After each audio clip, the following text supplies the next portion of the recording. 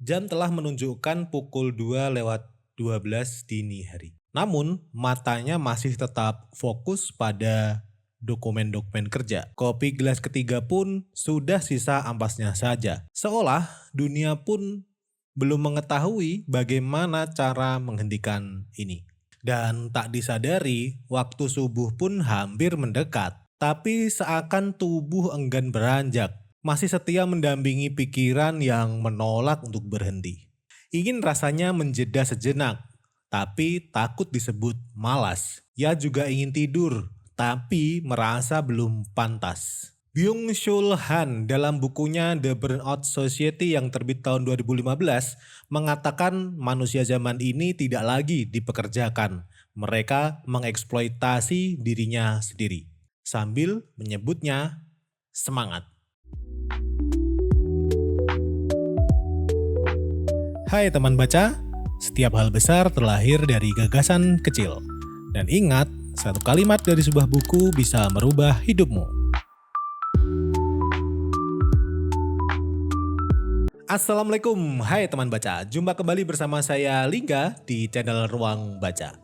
Di video kali ini, kita akan berbicara tentang satu fenomena yang sepertinya dengan diam-diam tumbuh di tengah kehidupan kita, yaitu kelelahan yang dianggap sebagai prestasi.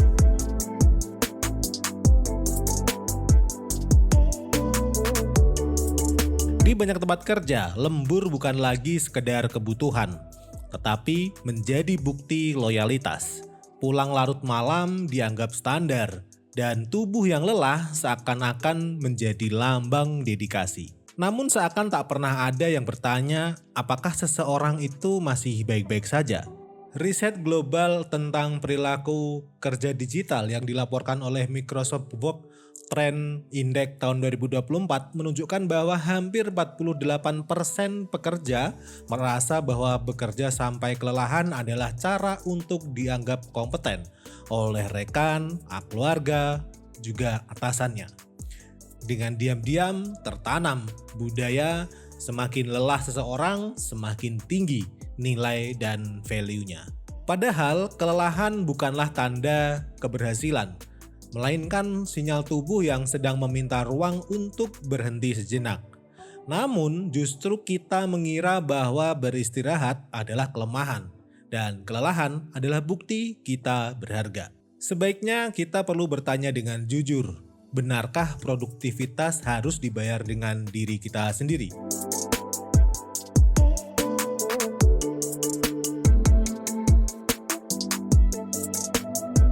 Ketika seseorang terlalu lama hidup dalam ritme kerja yang seakan tiada henti, secara perlahan tubuh dan pikiran kehilangan kemampuannya untuk membedakan mana kebutuhan dan mana tuntutan. Dalam bukunya Rest is Resistance yang terbit tahun 2022, Tricia Hersey menuliskan bahwa istirahat digambarkan sebagai bentuk perlawanan paling dasar terhadap budaya yang memaksa manusia untuk selalu berguna. Karena ketika istirahat dianggap salah, manusia kehilangan kemampuan untuk mendengarkan dirinya sendiri. Yang menjadi masalah bukan hanya beban kerja, tetapi keyakinan bahwa nilai diri kita bergantung pada produktivitas yang terus ditampilkan. Buku Psikologi Eksistensial yang diterbitkan tahun 1933 oleh Carl Jung yang berjudul Modern Man in Search of a Soul mengungkapkan bahwa manusia modern kehilangan pusat dirinya ketika ia hidup terlalu lama di luar dirinya sendiri. Dan itulah yang terjadi pada banyak dari kita saat ini. Kita hidup dalam tuntutan, bukannya hidup oleh kesadaran. Ada satu fenomena yang sering muncul ketika kita terlalu lama mengejar produktivitas, yaitu tubuh kelelahan, pikiran tumpul, tapi rasa bersalah justru muncul ketika kita ingin berhenti. Ini tanda bahwa produktivitas tidak lagi menjadi alat, tetapi berubah menjadi identitas. Satu hal sederhana yang menjadi sebuah pijakan pada tema ini ialah produktivitas tidak boleh menghilangkan kesadaran. Kesadaran untuk berhenti, kesadaran untuk mendengarkan tubuh, Kesadaran untuk tidak menjadikan kelelahan sebagai ukuran diri. Karena tanpa kesadaran itu, manusia bekerja bukan untuk hidup, tetapi hidup hanya untuk bekerja.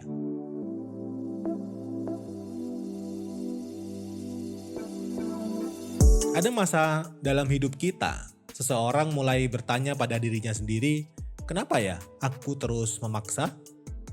Lalu untuk siapa sebenarnya semua ini? Pertanyaan sederhana itu biasanya muncul saat tubuh sudah terlalu lama dipaksa bekerja. Ketika duduk menatap pekerjaan yang seakan tak ada habisnya, kita terbiasa bangga dengan kesibukan. Kita terbiasa menahan lelah karena merasa bahwa itulah cara satu-satunya untuk membuktikan diri. Akan tetapi yang sebenarnya ialah ketika kita berhenti sebentar, kita akan segera mulai melihat sisi lain dari hidup. Bahwa tidak semua pencapaian harus diukur dari seberapa banyak jam yang kita habiskan untuk bekerja.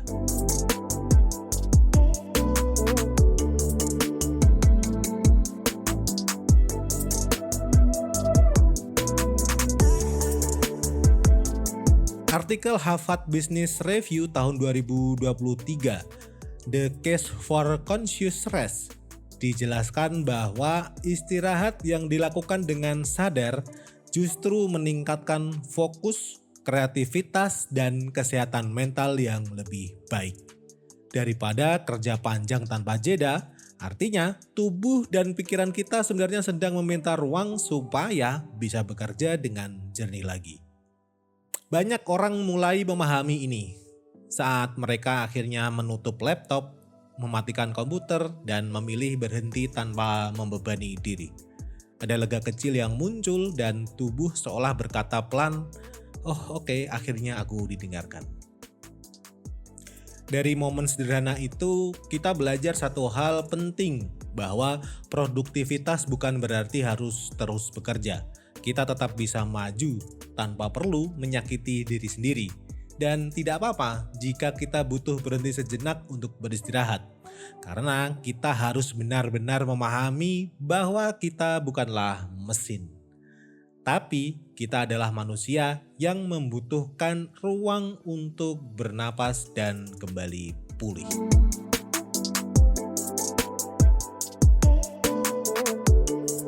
Pada akhirnya setiap dari kita sedang mencari cara untuk merasa cukup dalam hidup ini. Bekerja memang bagian dari perjalanan, tetapi harus benar-benar diingat bahwa tubuh kita bukanlah alat atau mesin yang bisa dipaksa tanpa batas. Ketika kita memberi ruang untuk berhenti, bukan berarti kita kehilangan arah. Justru di sanalah kita akan menemukan kembali diri kita yang sempat hilang di antara deadline-deadline dan tuntutan-tuntutan pekerjaan. Satu pertanyaan penting, apakah benar hidup kita telah bergerak lebih maju? Atau kita hanya bergerak saja namun tanpa pernah merasakan hidup ini telah berubah? Demikian pembahasan di Teras Wawasan kali ini. Mari kita memberi ruang hening sejenak bagi diri kita sendiri untuk sekedar melihat kembali ritme kehidupan. Mohon maaf bila ada salah dalam berucap. Dukung terus channel Ruang Baca dengan membagikan video ini dan mari berdiskusi di kolom komentar. Karena setiap pikiran yang terbuka adalah bagian dari perjalanan kita bersama. Sampai jumpa di Teras Wawasan berikutnya.